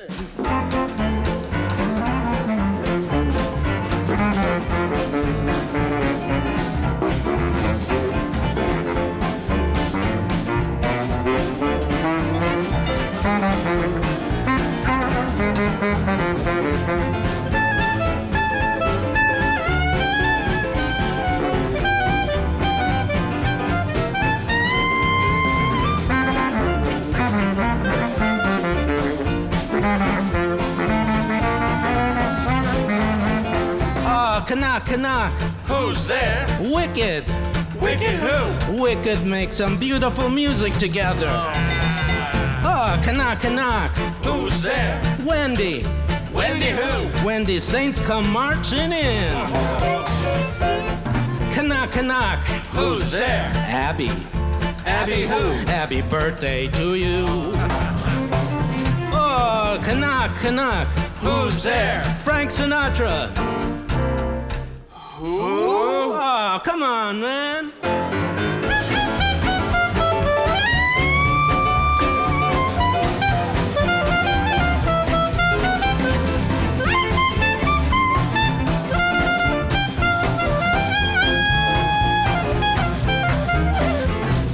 Knock, knock. Who's there? Riverboat. Riverboat who? Riverboat young when I first saw you. Knock, knock. Who's there? Yacht. Yacht who? You ought to know me by now. Knock, knock. Who's there? Tarzan. Tarzan who? Tarzan stripes forever. Knock, knock. Who's there? Fornication. Fornication who? Fornication like this, you should wear a black tie.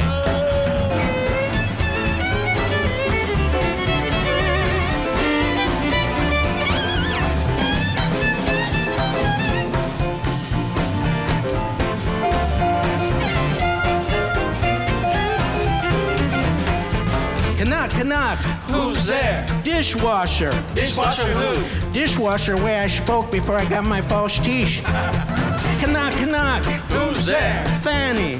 Fanny who? If anybody calls, I'm not home. Knock, knock. Who's there? Sarah. Sarah who? Sarah Doctor in the house. I need a doctor. Oh, knock, knock. Who's there? Butcher. Butcher who? Put your arms around me and give me a little kiss.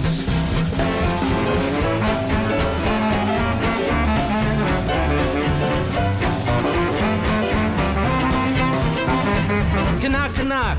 Who's there? Saul. Saul who? Saul there is, ain't no more. No use knocking at my door. Bumble through this to the light bulb.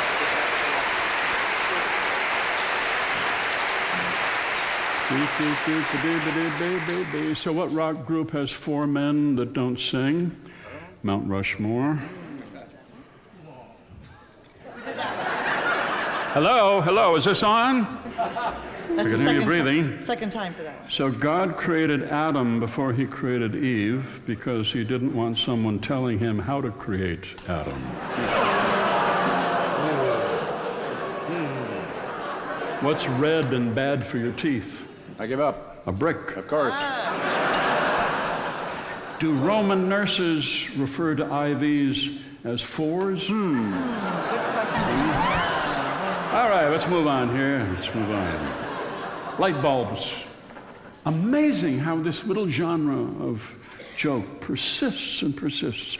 These are new light bulb jokes, ones that we have not done over the past 10, 12 years, however long we've been doing joke shows. How many English majors does it take to screw in a light bulb? Just 1, and another 6 to sit around and reflect on the experience. Well, that's true, isn't it? How many hippies does it take to change a light bulb? Oh, they don't change. They just watch it burn out and then follow it around for 30 years. How many mechanics does it take to change a light bulb? Oh, that'd be 3. The one to look at the bulb, one to go get the wrong one, and then one to tell you it won't be done until Tuesday. Okay, how many Alzheimer's patients does it take to change a light bulb? To get to the other side. Okay. Yep. How many bluegrass musicians does it take to screw in a light bulb? 4. 1 to change it, and 3 to complain that it's electric. Man. So how many Christian songwriters does it take to screw in a light bulb? 1, but he has to wait until the sun comes up so he can write a song about it. I see. How many evolutionists does it take to change a light bulb? Thousands, and it takes 8 million years. Oh, wow. How many Baptists does it take to change a light bulb? 2. 1 to screw in the light bulb, and 1 to make sure he doesn't say nipple. How many Unitarians does it take to replace a light bulb? Oh, you can't replace a light bulb with a Unitarian. No, they don't give light, they discuss light. Oh, I see. How many performance artists does it take to screw in a light bulb? Yeah, I don't know, I left at the intermission. Okay. How many optimists does it take to screw in a light bulb? None. They're convinced that the power will come back on soon. How many surgeons does it take to change a light bulb? One, but he'll remove the socket, pull out the wiring, and then give you a flashlight. Okay, how many computer programmers does it take to change a light bulb? 5, 2 to write the specification program, 1 to screw it in, and 2 to explain why the project was late. I see. How many symbolist poets does it take to change a light bulb? The bicycle is broken and the clocks are in the bathtub. Okay. How many babysitters does it take to change a light bulb? None. Pampers don't come that small. Think. How many philosophers does it take to change a light bulb? Define light bulb. How many postmodernists does it take to change a light bulb? What makes you think it's not? How many hipsters does it take to screw in a light bulb? It's a really obscure number. You probably never heard of it. Okay. Yeah. How many Christians does it take to screw in a light bulb? 3, but they're really 1.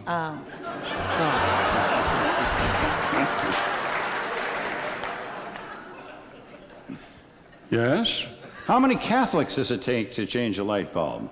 None. They use candles. Oh, sure, of course. Anybody out there? Okay, one more. How many editors does it take to change a light bulb? None. It's not a light bulb. It's a lamp. Oh. Changed it. An editor job.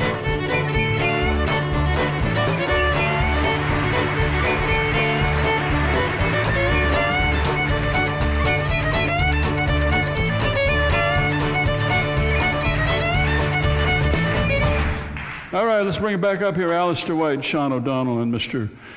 Mike Katz. Mike Katz back on the bouzouki, so that means you're going to sing, because nobody can sing with a bagpipe, right? Not well. Not well. Yes. Arguably not with the bouzouki either, but I'll give it a go. Can you sing out of the corner of your mouth? Have you ever sung while playing a bagpipe? Probably fairly Maybe late at yes. night once? It's very hard to hear the singing when you're playing the pipes, but trust me, it's beautiful. Okay. Good. Glad to hear it. You're going to sing here. Yes? Sean's going to sing. Sean's going to sing. I'm going to attempt another song, yep. Please. So it's a song from the north of Ireland, all about love and friendship and Guinness. It's called Lovers and Friends.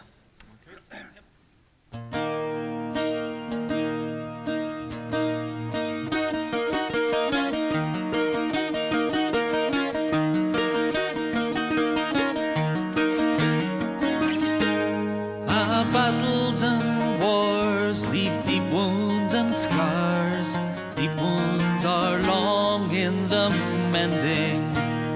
While reflecting upon all that is gone, life passes on till its ending. But the pleasure and pain in our memories remain, and by memories our lives will be measured. And the times that we spend with lovers and friends are times we remember with pleasure. I've heard all the old songs of the rights and the wrongs, the prophets of doom and destruction, street corner messiahs, political pariahs, up to their necks in corruption. From the holy and wise, denial and lies, where innocent youth is forsaken. I have watched the day's end with lovers and friends, and sorry to see the dawn breaking. So fill up your glass to the future and past, in harmony be determined. There's more friendship poured out in a bottle of stout than you'll find in statute or sermon. And there are those who are certain that drinking and courting are a sure way to hell and damnation. Well, if that is to be, it would seem clear to me their God has no sense of occasion to fulfill his plan. Both women and man bring forth each new generation, and a bottle of stout and a bit of a halt will surely appease procreation. So fill up your glass, throw your arms round your lass, in harmony be determined. There's more friendship poured out in a bottle of stout than you'll find in statute or sermon.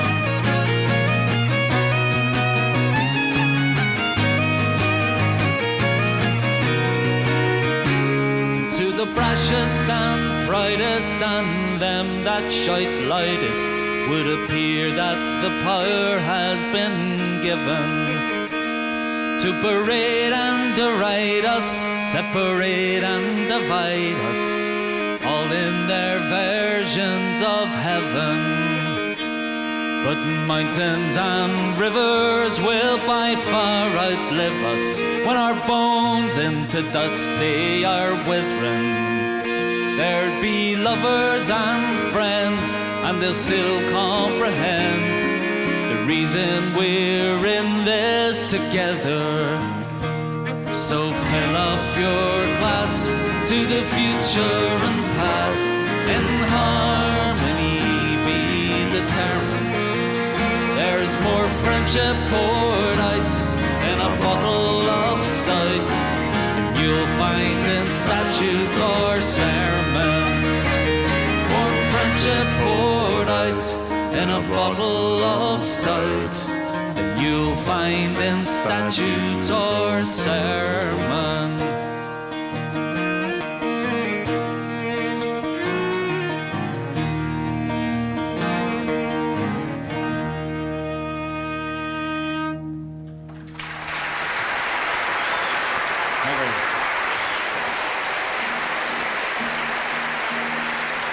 Thank you so much. Donald. Well, it's been a quiet week in Lake Wobegon, Minnesota, my hometown out there on the edge of the Prairie. It's November, almost to November. Here we are. And on Sunday, we fall back. We get an extra hour on early Sunday morning. So there'll be a large number of people coming in late to church. Hope they're not too embarrassed. Hope they don't miss the sermon. Cold weather moving in, winter, it's what we're known for here in Minnesota, so we may as well embrace it. When you tell people you're from Minnesota, they think for a moment, and then they say, 9 times out of 10, they say it gets cold there. Which it does, but it also gets cold in San Francisco in June, actually, and very cold on the west side of Manhattan, along the Hudson, bitterly cold. I was in Paris once in January. It was just ferociously cold. But as cold as it was, the city was still beautiful. It was still Paris. And we don't associate Paris with weather at all. We associate it with painters and with writers. Well, Minnesota has writers as well. Sinclair Lewis came from here, and F. Scott Fitzgerald, Bob Dylan came from here. The problem is that they all left as soon as they could, and were kind of sheepish about having been born here in Minnesota. They made up other stories about themselves. They left because you can't be a genius when you live with your relatives. Your relatives are never going to recognize you as a genius. They're going to look on you as somebody who has a hard time holding down a steady job. But you can go off to Los Angeles or New York and you can fall in with a little coterie of writers who regard each other as geniuses, and if you will go along with that, they will allow you to be a genius as well. You stay in Minnesota and you're going to be around your relatives, and it won't take you long to find similarities between them and you that are disconcerting. And so that's why that is. F. Scott Fitzgerald left here as soon as he could, as soon as he published his first novel. He went off to New York, and then he went off to Paris, where he became a serious alcoholic, and where he wrote 2 novels that not many people wanted to read, and where he really messed up his daughter, and where his wife had an affair with a Frenchman. I mean, what kind of a deal is that? But you know, that's what he thought he was supposed to do. No, you got to get out of here if you want to be a genius. But if you love ordinary life, then there's no place better. And when does it get more ordinary than in winter, which is our season? People go south to get away from winter, thinking it's some sort of tribulation, but it's not. It's a challenge. It's a challenge. It's God's gift to bring out the best in us. And it's like this show. I mean, you coming here to see this show. I don't usually talk this much. I'm not sure if you're aware of that. I'm not a big talker at all. I'm from Minnesota. I'm a good listener. But you know, people don't come to a theater to watch somebody listen, and so I'm extending myself, you see, because of this challenge, as we all do in the winter. We cling close to each other. We spend more time with each other. We sit down, we have coffee. It goes on and on because we're in no rush to leave, because why would you? And we savor our food, and we savor each other in the winter, and we are cheerful in the winter. There's no choice, really. You complain about the cold when it's in the 50s. When it gets to be 10 below, you don't complain about that. That would be ridiculous. It'd be like going outdoors at midnight and complaining that it's dark. Adversity brings out the best in you, and you become a cheerful person. We savor our food in Lake Wobegon. It's a meat and potatoes town, and people sit down and dig in because it's winter and you need extra ballast in order to keep your footing. And should you be stranded in your car because it flips over and you're hanging there from your seatbelts in a very deep ditch for a week at a time, you want carry a little extra around with you. There are fabulous cooks in Lake Wobegon. They make the best gravy you've ever had, and some of us are carrying a lot of that gravy around with us. Whereas in the city, you know, you go to a restaurant because nobody cooks, and you get this little tiny entree on an enormous white plate with a swirl of liquefied avocado around it on a bed of gluten-free basmati rice, and you sit and peck at it because there's an obligation in the big city to remain thin and attractive long into late middle age in case this marriage breaks up. You'd be able to attract somebody for the next one. Whereas in Lake Wobegon, putting on weight is a form of commitment, you see. And that's just who we are. We're joke tellers. We still tell jokes. They don't tell jokes in the city, and I'll tell you why. It's because a joke is a bridge from you to somebody who has every reason to dislike you or disagree with you. It's a bridge to that person to connect your basic mutual humanity, you and another person. But in the city, people don't want to be around or live near people who disagree with them. Conservatives want to live with conservatives. Liberals want to live with liberals. The last Republican mayor of St. Paul was George Vavilas. That was in the early 60s. And the same here in Minneapolis. P. Kenneth Peterson was the last Republican elected mayor of this city. Right now, Minneapolis, St. Paul, the cities vote about 80% Democratic. Democrats don't want to be with Republicans. Republicans don't want to be with Democrats. And so what do people do when they get together? They talk politics. And they rag on people who are not there. This is the least promising subject of conversation there is. It's bitter and it's ugly. And I prefer Lake Wobegon, where they tell jokes, the old men sitting in the corner of the Chatterbox Cafe, shaking the dice to see who will buy the coffee. They sit there. And if you joined them and you waited your turn to tell your joke, and you told it right, you'd get a lot of credit in this town. The last joke I heard, Lake Wobegon, had to do with a Christian.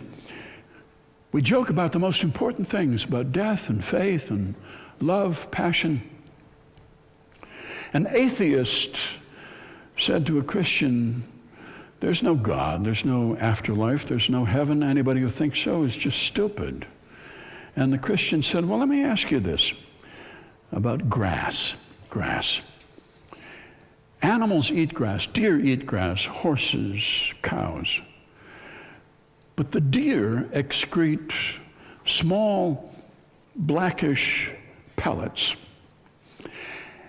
And cows excrete these large, liquidy pies. And horses excrete these soft lumps. Why, when they all eat grass, are their excretions so different?" The atheist said, "I have no idea." The Christian said, "Well, how can you talk about God if you don't know shit?" That's my town, Lake Wobegon.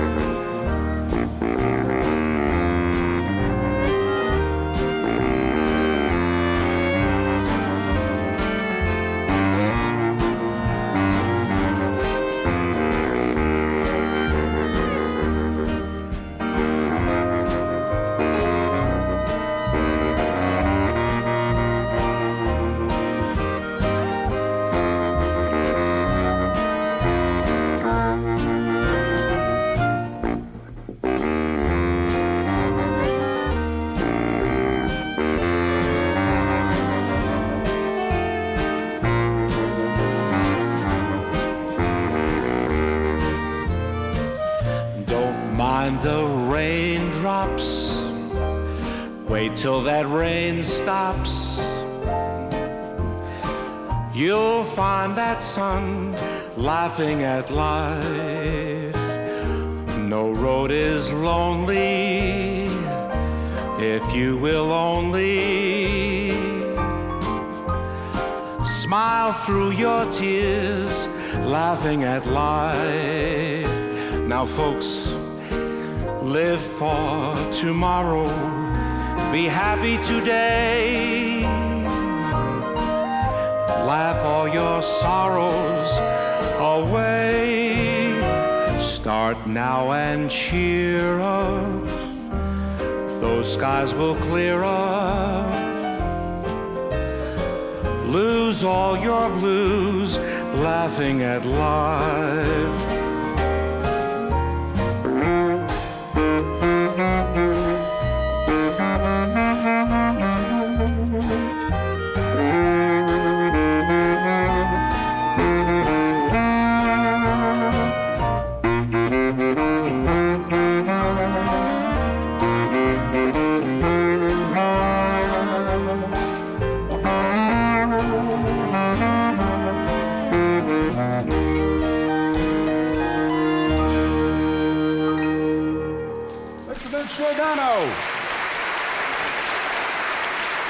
Vince Giordano, the November Boys Band. Louise Richardson from Austin, Texas says, when you're snorkeling by and an eel bites your thigh, that's amore. Karen Sankey from Plymouth, Mass. What did the cannibal give his wife for Valentine's Day? A box of Farmer's Fannies.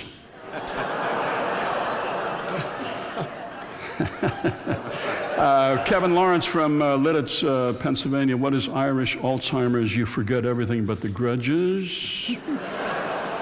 Clark Anderson from Provo, Utah. Who is this Rorschach guy, and why did he draw so many pictures of my parents fighting?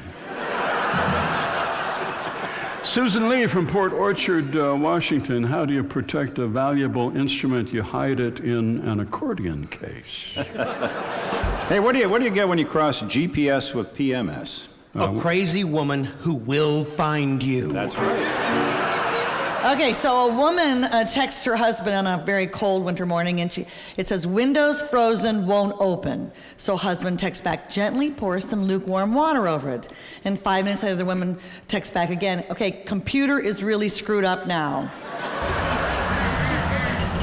Oh, I love you. Oh, is that you or the wine talking? It's me talking to the wine. Oh. Dad, I just heard that in some countries a groom doesn't know the bride until after he's married. Now, that's true in all countries, son. Okay, so what is the recipe for honeymoon salad? Lettuce alone without dressing. Marriage is the process of finding out what kind of man your wife would have preferred. Okay. So God gave men a penis and a brain. Just not enough blood supply to run both at the same time. I'm just saying. I resemble that remark. Yeah, okay. Okay, so men don't go through menopause because they're still in adolescence. Makes sense. Yeah, baby. What? CIA had an opening for a secret agent. Only 3 finalists, 2 men and a woman. Big test for dedication, total dedication. Go into a room with a gun and shoot your spouse. Well, the 2 men said, "Oh, no way, I can't possibly do that." The woman took the gun and went into the room. Shots were heard. There's one shot after another. Then there was screaming, and then there was crashing, and then banging on the walls. And she comes out a few minutes later, wipes the sweat off her brow, and says, "This gun is loaded with blanks. I had to beat him to death with a chair." Oh, that's terrible. That's terrible. Maybe. Unforgivable. That's why the CIA kept it secret. Oh. So Ole came home carrying a rock and a chicken and a pail.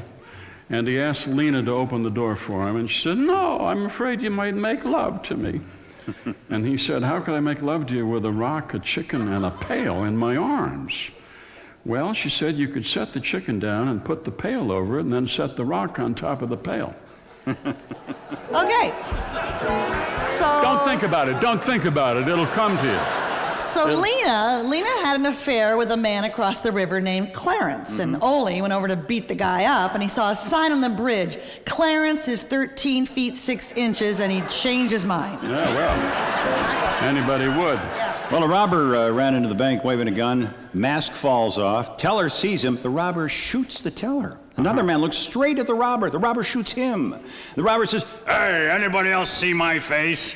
Ole looks down at the floor and says, "Yeah, well, my wife Lena got a pretty good look at you." Oh, that's not good. Oh, that's terrible.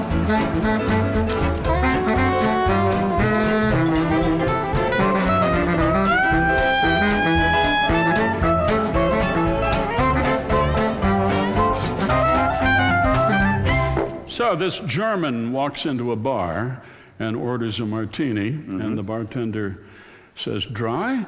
And the German says, "No, just one for now. It's just one.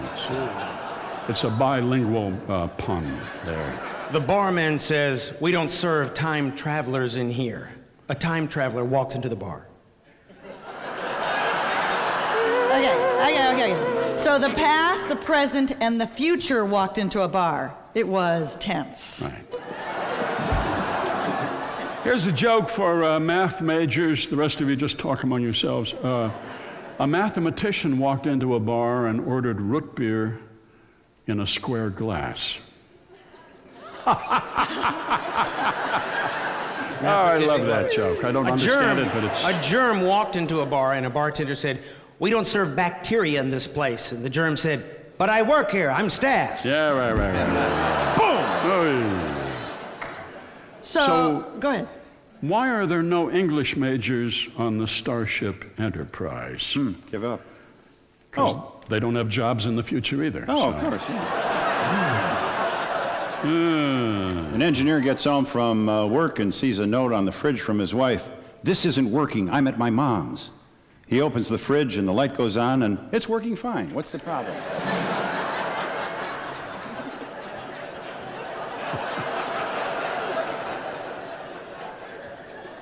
So the computer programmer's wife had a baby, and the doctor handed the baby to the father, and the wife said, "So, is it a boy or a girl?" And the programmer said, "Yes." Well, here's one I don't get. The physicist, a mathematician, and an engineer were each asked to establish the volume of a red rubber ball. Yes. The physicist immersed the ball in a beaker full of water and measured the volume of the displaced fluid. Good. The mathematician measured the diameter and calculated a triple integral. Good. The engineer looked it up in his red rubber ball volume table. 14 engineers out there. Okay, so how about this one? There are two types of people in the world. Those who can extrapolate from incomplete data. Okay. Santa Claus. Santa Claus went to a psychiatrist because he was afraid of going down chimneys.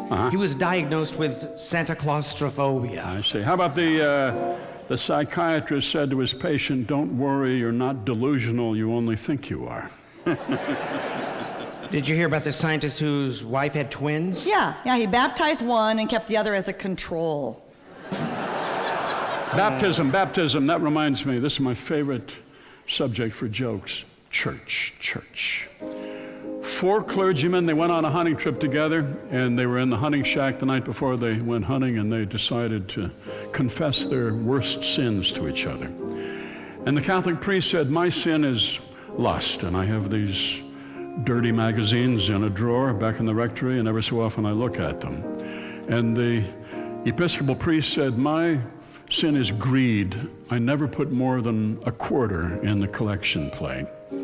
And the Lutheran pastor said, "My sin is gluttony, and every so often I get in my car and I drive to some faraway town up to a drive-through window and I order 4 quarter-pounders with cheese and an enormous bucket of fries, and I go sit in a dark place and I eat it all."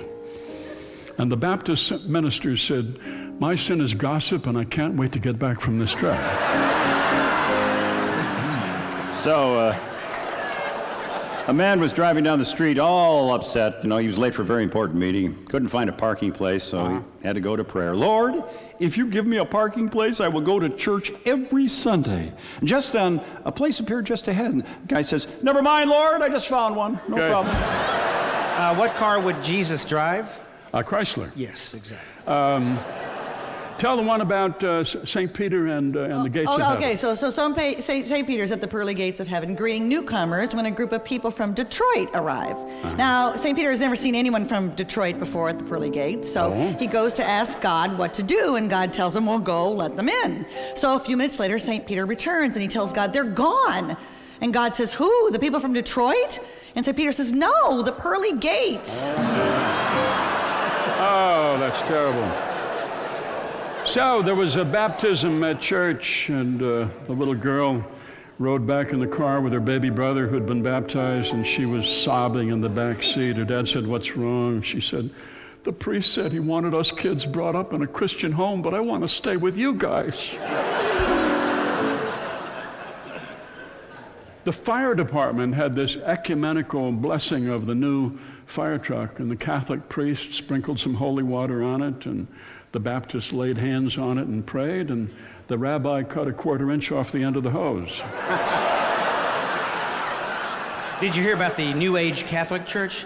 They've got an organic communion wafer called "I Can't Believe It's Not Jesus." Yes, right. There are many more. There are too many more, but we have to get out of here, and I have to tell you one joke for the Battlefield Band as they come back up. Thank you so much for being on our show, the Battlefield Band.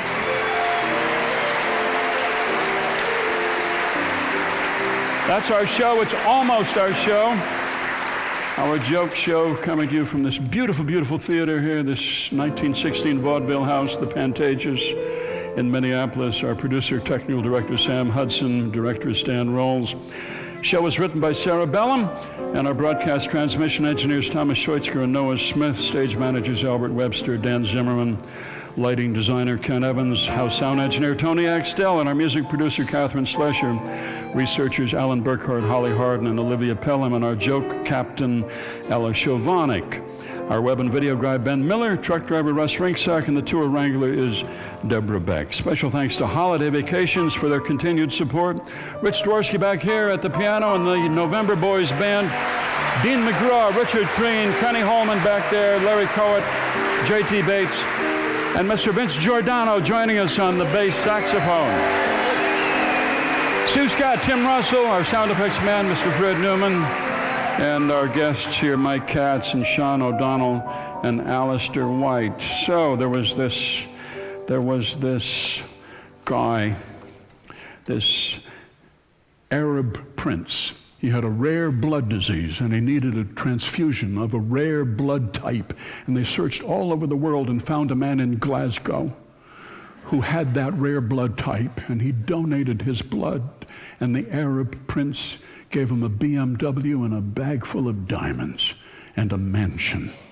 And then a few years later, he needed another transfusion, and they went back to Glasgow, and the Scotsman agreed to donate another pint of his rare blood type. And the Arab prince gave him a bottle of whiskey and a thank you note, because now he had Scottish blood in his veins. That was the best we could do. Thank you so much. Take us out on a tune here. How about a little tune about Edinburgh here, boys?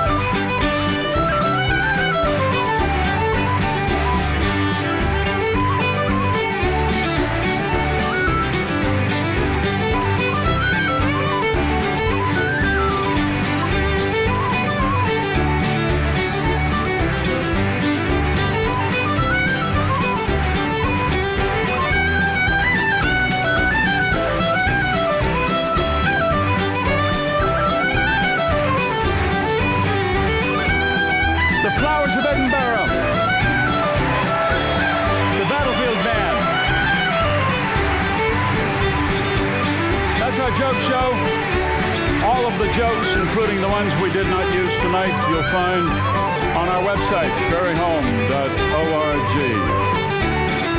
On up to Duluth for our show next week, and then Rochester, Minnesota, and off to New York. Thank you, everybody. Thank you for joining us at the Pantages Theatre on Hennepin Avenue in Minneapolis. Have a good week. Bye-bye.